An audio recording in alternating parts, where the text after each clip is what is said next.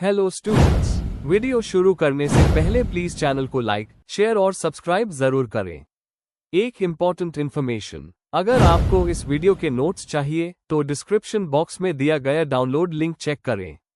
Thank you. चलिए शुरू करते हैं। इस वीडियो में हम पढ़ेंगे MLIE 101 preservation and conservation of library materials के प्रीवियस ईयर क्वेश्चन और most important questions with answers.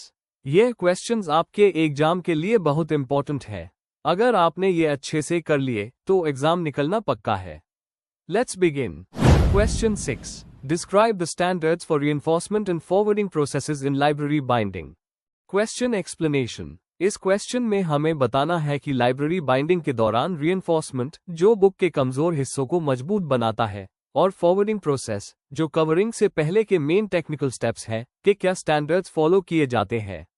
मतलब हमें इन दोनों के मेथड्स, मटेरियल्स और इंपॉर्टेंस एक्सप्लेन करनी है। आंसर। इंट्रोडक्शन। लाइब्रेरी बाइंडिंग एक ऐसी प्रक्रिया है जिसमें बुक्स को रिपेयर, स्ट्रेंथन और कवर किया जाता है ताकि वो बार बार उस होने पर भी मजबूत रहे।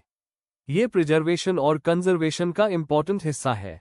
रीइंफोर्समेंट और फॉरवर्डिंग प्रोसेस बाइंडिंग के 2 मुख्य स्टेप्स हैं।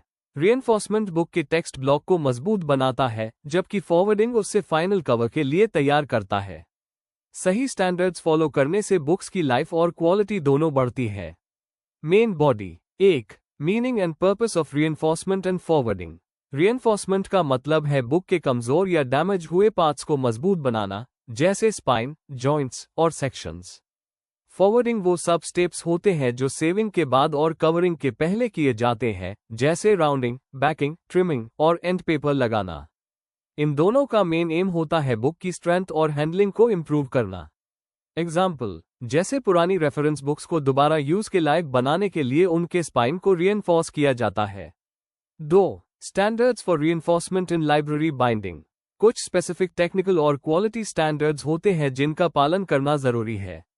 ए. Quality of materials. Acid free और ड्यूरेबल ग्लू का यूज करना चाहिए। स्यूइंग टेप्स के लिए लाइनें या कॉटन क्लॉथ बेस्ट होता है। लो क्वालिटी एडहीसिव से बचना चाहिए क्योंकि वो टाइम के साथ ब्रिटल हो जाते हैं। B. Sewing and strengthening. Strong linen thread से सेक्शंस को सो किया जाता है। टेप्स या कॉर्ड्स पर सेविंग करने से फ्लेक्सिबिलिटी मिलती है। एंड पेपर्स को भी मजबूत पेपर से रीइंफोर्स किया जाता है। C. Spine and joint reinforcement. Spine पर मूल क्लॉथ लगाया जाता है ताकि ग्रिप स्ट्रॉन्ग रहे। हिंज एरिया पर एक्स्ट्रा क्लॉथ लाइनिंग दी जाती है। डबल पेस्टिंग से बॉन्डिंग स्ट्रॉन्ग होती है। D. Standard guidelines, BIS, ALA। भारत में BIS, bureau of Indian standards, और इंटरनेशनल लेवल पर आला बाइंडिंग स्टैंडर्ड्स फॉलो किए जाते हैं। ये स्टैंडर्ड्स मटेरियल्स और ड्यूरेबिलिटी टेस्ट्स के नॉर्म्स बताते हैं। 3. Standards for forwarding process in library binding. Forwarding एक स्किल्ड प्रोसेस है जिसमें कई स्टेप्स इंक्लूडेड होते हैं। A. Rounding and backing. Sewing के बाद स्पाइन को राउंड शेप दी जाती है। बैकिंग से बोर्ड फिटिंग के लिए शोल्डर बनता है। दोनों साइड्स इक्वल होनी चाहिए ताकि शेप बैलेंस रहे। B. Attaching end papers and mull. End papers strong paper से बनाए जाते हैं। मल या क्रैश क्लॉथ स्पाइन पर फर्मली चिपकाया जाता है। ऊपर पेपर लाइनिंग लगाकर फिनिशिंग स्मूथ की जाती है। C. Trimming and squaring. Edges को ट्रिम करने से बुक का शेप यूनिफॉर्म होता है। 3 to 5 मिलीमीटर्स मार्जिन ट्रिमिंग के लिए रखा जाता है। D. Board cutting and attaching. Acid free, high quality mill board use किया जाता है। बोर्ड का ग्रेन डायरेक्शन स्पाइन के पैरेलल होना चाहिए। ग्लू इवनली स्प्रेड होना चाहिए ताकि एयर बबल्स ना बने।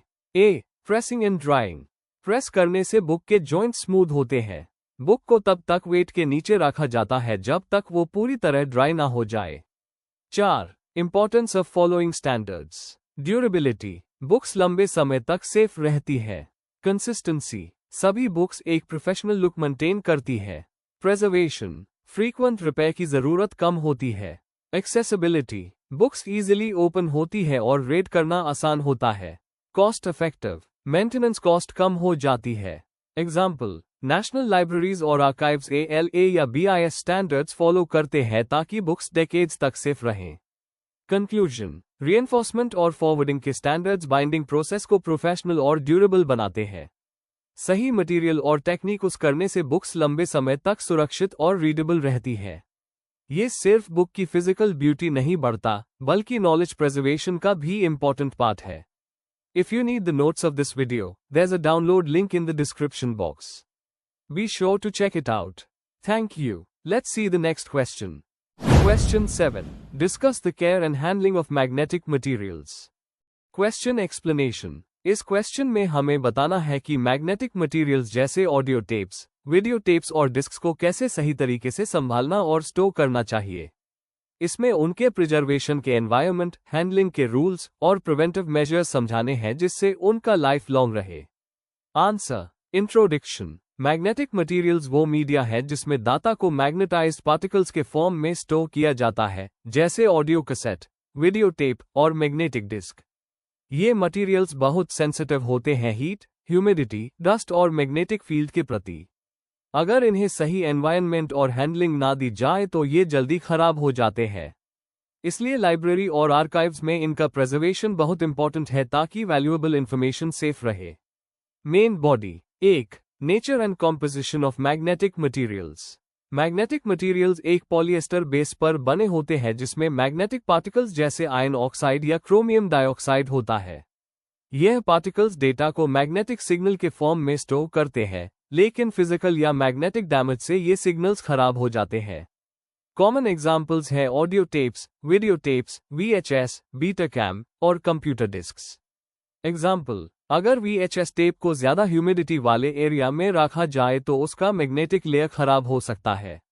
2. Environmental conditions for preservation. Preservation के लिए स्टेबल एनवायरनमेंट सबसे जरूरी है।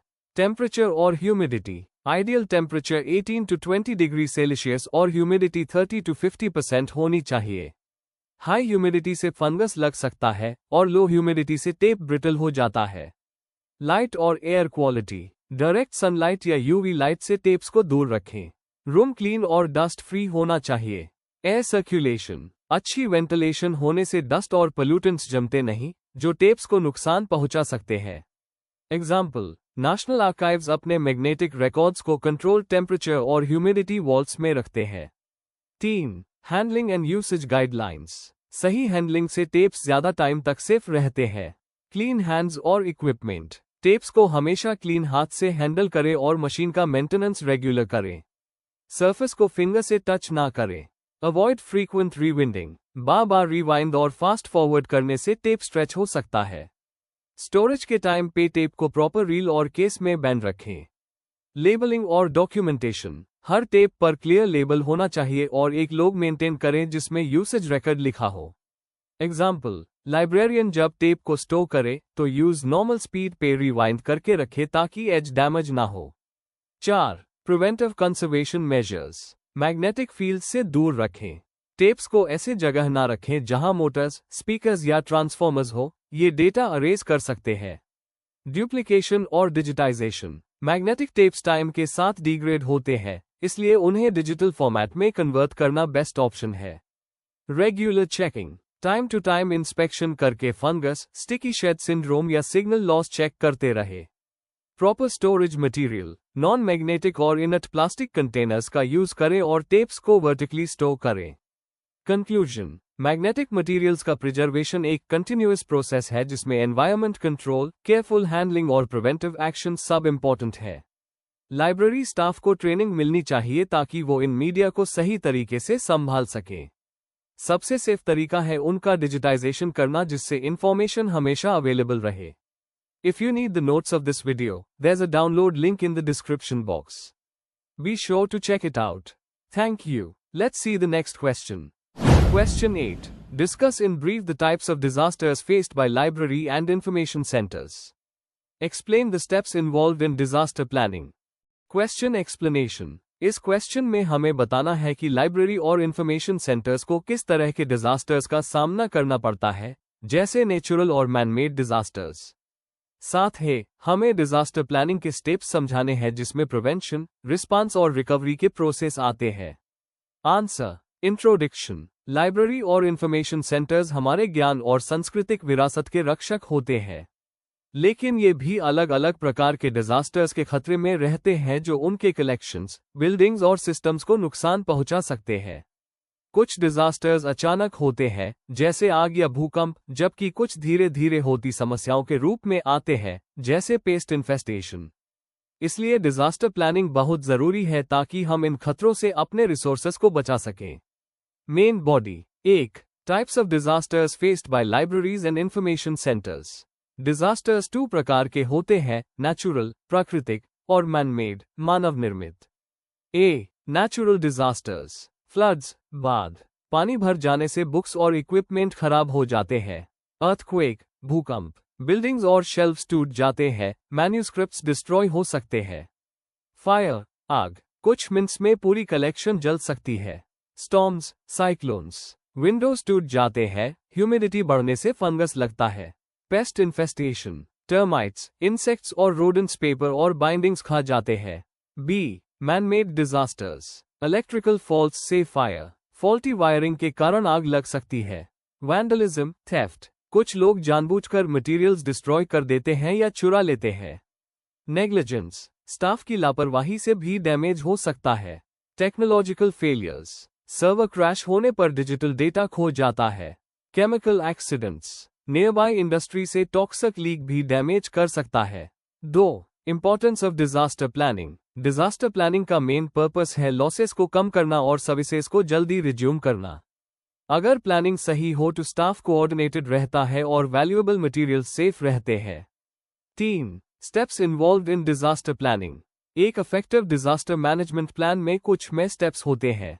और रिस्क असेसमेंट, पहले ये समझना जरूरी है कि किस प्रकार के डिजास्टर्स का खतरा ज्यादा है, जैसे कोस्टल एरिया में फ्लड का रिस्क होता है। B. Prevention and preparedness, fire alarms और वाटर डिटेक्टर्स लगाना। प्रॉपर वेंटिलेशन और pest control. Regular digital data backup. Staff को इमरजेंसी ट्रेनिंग देना। सी. रिस्पॉन्स फेज, जब डिजास्टर हो जाए तो तुरंत एक्शन लेना चाहिए। स्टाफ और यूजर्स को सेफ जगह भेजना। पावर सप्लाई बैंड करना। इंपॉर्टेंट मटेरियल्स को सेफ एरिया में ले जाना। फायर या रेस्क्यू सर्विस को कांटेक्ट करना। D. Recovery and rehabilitation, wet materials को ड्राई और क्लीन करना। डैमेज्ड डॉक्यूमेंट्स को डिजिटाइज करना। इंफ्रास्ट्रक्चर को रिपेयर करना। फ्यूचर के लिए प्लान को अपडेट करना। ए. डॉक्यूमेंटेशन एंड एवैल्यूएशन, हर इवेंट का रिकॉर्ड बनाना और डैमेज का एनालिसिस करना ताकि नेक्स्ट टाइम बेटर प्लानिंग हो सके। 4. केस एग्जाम्पल, जैसे नेशनल लाइब्रेरी ऑफ इंडिया को एक बार फ्लड से काफी नुकसान हुआ था, जिसके बाद उन्होंने वाटरप्रूफ स्टोरेज और डिजिटाइजेशन स्टार्ट किया। ब्रिटिश लाइब्रेरी के पास एक स्ट्रॉन्ग डिजास्टर प्लान है जिसमें ट्रेन टीम और डिजिटल बैकअप्स रखे जाते हैं। कंक्लूजन, लाइब्रेरीज को नेचुरल और मैनमेड दोनों डिजास्टर्स का सामना करना पड़ता है। अगर डिजास्टर प्लानिंग पहले से रेडी हो तो मटेरियल्स और नॉलेज दोनों को बचाया जा सकता है। रेगुलर ट्रेनिंग, डिजिटल प्रिजर्वेशन और अपडेटेड सेफ्टी मेजर से हाई लाइब्रेरी सिक्योर रह सकती है। If you need the notes of this video, there's a download link in the description box. Be sure to check it out. Thank you. Question 9. Write short notes on any three of the following. A. Project Gutenberg. B. Advantages of digitization. C. Birch-bark manuscript. D. International Committee of Blue Shield. A. Papyrus. Question explanation. इस question में हमें दिए गए 5 topics में से किसी भी 3 पर शॉर्ट नोट्स लिखने हैं। हर नोट में डेफिनेशन, इंपॉर्टेंस और एग्जाम्पल के साथ ये बताना है कि ये लाइब्रेरी प्रिजर्वेशन और कंजर्वेशन के लिए क्यों जरूरी है। आंसर। इंट्रोडक्शन, लाइब्रेरी मटेरियल्स को सुरक्षित रखने के लिए पुरानी और नई दोनों तरह की टेक्निक्स का उस होता है। Project Gutenberg, digitization, birch-bark manuscripts, blue shield committee और पपायरस जैसे टॉपिक्स दिखाते हैं कि जानकारी को समय के साथ कैसे प्रिजर्व किया गया है, एंशिएंट टाइम्स से लेकर डिजिटल एरा तक। Main body. A. Project Gutenberg. Definition, project Gutenberg दुनिया की सबसे पुरानी डिजिटल लाइब्रेरी है जिसे माइकल एस हॉट ने 1971 में शुरू किया था। ऑब्जेक्टिव, इसका उद्देश्य पुरानी पुस्तकों को डिजिटाइज करके उन्हें सबके लिए फ्री बनाना है। फीचर्स, 70,000 से ज्यादा फ्री ई बुक्स उपलब्ध हैं। पब्लिक डोमेन के क्लासिक बुक्स जैसे लिटरेचर और हिस्ट्री के टेक्स्ट इसमें मिलते हैं। EPUB, किंडल और प्लेन टेक्स्ट जैसे फॉर्मेट्स अवेलेबल है। इंपॉर्टेंस, नॉलेज को ग्लोबल एक्सेस देने और ओल्ड टेक्स्ट को डिजिटल फॉर्म में प्रिजर्व करने में मदद करता है। ओपन एक्सेस मूवमेंट को बढ़ावा देता है। एग्जाम्पल, शेक्सपियर और जाने ऑस्टन के कार्य यहाँ फ्री अवेलेबल है। B, advantages of digitization. Meaning, digitization का मतलब है फिजिकल मटेरियल्स को डिजिटल फॉर्मेट में कन्वर्ट करना। बेनिफिट्स, प्रिजर्वेशन, फ्रैजाइल मटेरियल्स को डैमेज होने से बचता है। एक्सेसिबिलिटी, दुनिया के किसी भी कोने से एक्सेस किया जा सकता है। Searchability, digital files easily search और रिट्रीव की जा सकती है। स्पेस सेविंग, स्टोरेज की जरूरत कम होती है। डिजास्टर रिकवरी, बैकअप बना के इंफॉर्मेशन को सेफ रखा जा सकता है। एप्लीकेशंस, प्रोजेक्ट्स जैसे गूगल बुक्स और DPLA ने दुनिया भर के बुक्स को डिजिटल बनाया है। इम्पैक्ट, रिसर्च और लर्निंग को प्रमोट करता है। ओरिजिनल मटेरियल्स को हैंडल करने की जरूरत कम करता है, जिससे उनकी लाइफ बढ़ती है। C, birch bark manuscript. Definition, birch bark manuscripts वो प्राचीन डॉक्यूमेंट्स हैं जो बर्च ट्री के बर्क पर लिखे गए थे। ओरिजिन, ये मोस्टली इंडिया और सेंट्रल एशिया में 1st सेंचुरी BCE से 10th सेंचुरी CE तक लिखे गए। कैरेक्टरिस्टिक्स, बर्च बर्क को पील करके और स्मूथ करके लिखने लायक बनाया जाता था। नेचुरल इंक्स का यूज होता था। एग्जाम्पल्स, कश्मीर और गंधरा के मैन्यूस्क्रिप्ट्स जिसमें संस्कृत और बुद्धिस्ट टेक्स्ट्स मिलते हैं। इंपॉर्टेंस, एंशिएंट सिविलाइजेशन और लैंग्वेजेस को समझने में मददगार है। पेपर के इन्वेंशन से पहले लिखने का एक इंपॉर्टेंट मीडियम थे। प्रिजर्वेशन चैलेंजेस, बहुत फ्रैजाइल होते हैं और ह्यूमिडिटी से इजीली खराब हो जाते हैं। D, international committee of the blue shield. Definition, 1996 में बनी एक इंटरनेशनल ऑर्गेनाइजेशन है जो वॉर या डिजास्टर के दौरान कल्चरल हेरिटेज को प्रोटेक्ट करती है। फंक्शंस, लाइब्रेरीज, म्यूजियम्स और आर्काइव्स को इमरजेंसी हेल्प प्रोवाइड करती है। यूनेस्को के साथ मिलकर काम करती है। सिंबल, ब्लू शील्ड एक प्रोटेक्शन का सिंबल है जो 1954 हेग कन्वेंशन के तहत दिया गया। इंपॉर्टेंस, डिजास्टर प्रिपेयर्डनेस और रिस्पांस के लिए ट्रेनिंग और प्लानिंग प्रमोट करती है। ए, पपायरस। डेफिनेशन, पपायरस एक प्राचीन राइटिंग मटेरियल है जो इजिप्ट में उस होता था और पपायरस प्लांट से बनता था।